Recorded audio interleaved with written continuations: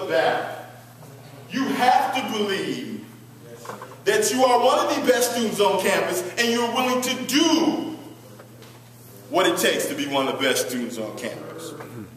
Because everything around you will give you subtle messages to say that you really shouldn't be here. No one's going to walk up to you and say, you know what, you shouldn't be here. You really shouldn't be here.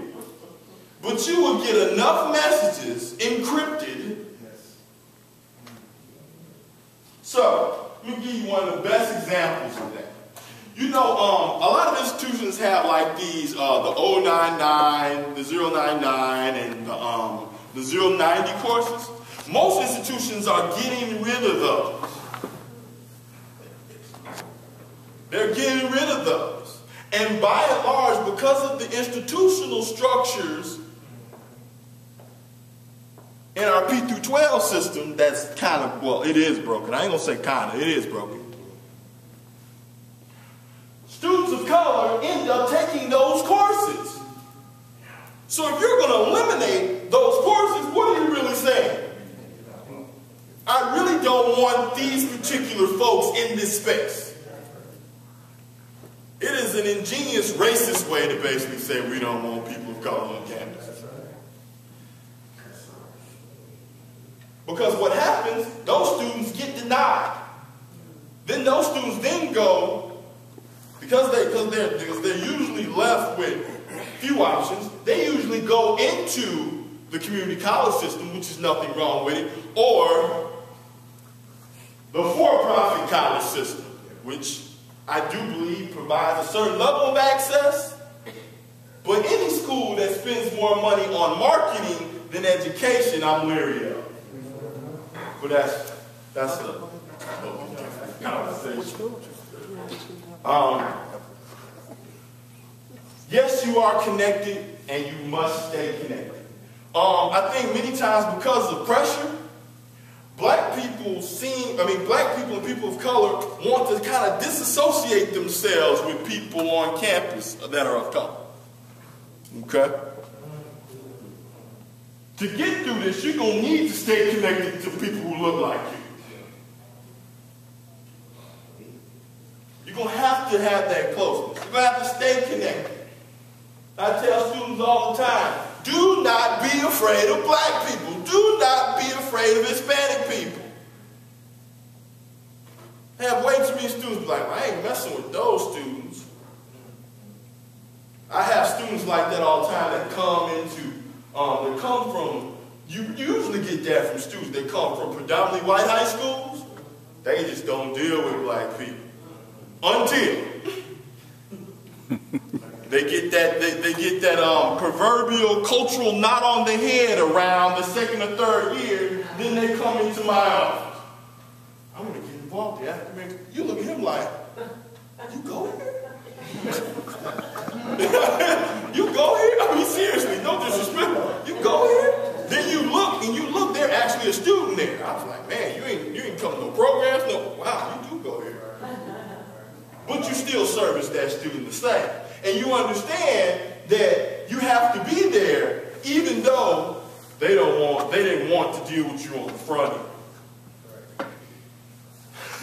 I laugh about that all the time. Oh, and the final one.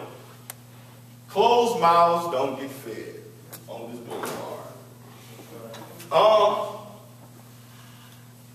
You have to speak up. You have to advocate for yourself. You have to be, I had a student, she would apply for everything. She would apply for scholarships she knew she wasn't going to get.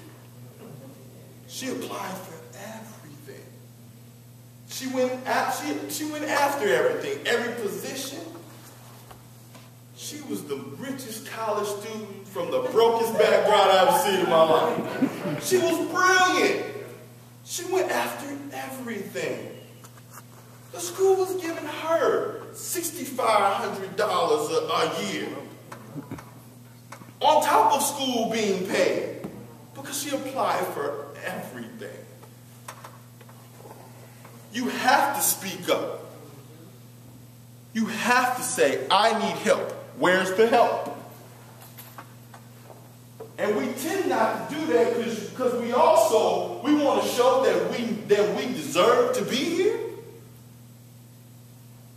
But part of staying there is finding help. Pride will kill you in this process. The perception of pride. Because you should take pride in completing the process, not pride of showing that you need help. It's extremely tough. But you have to be honest with yourself. What is going to be my contribution?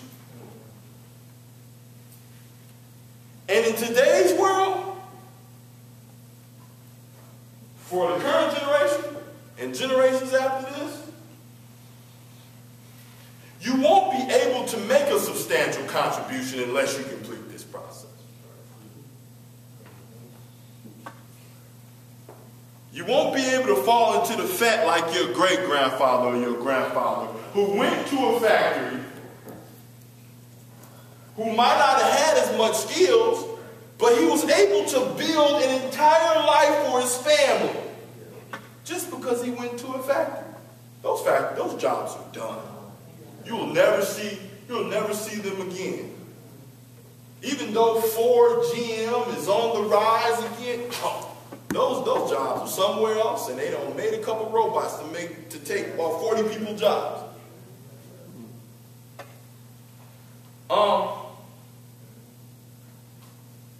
That is all I have. I hope I didn't scare, frighten, or dishearten anybody in relation to this process. I do this because I've seen way too many casualties, collateral damage of what this system does to people. And I do this work out of love. Because it's important.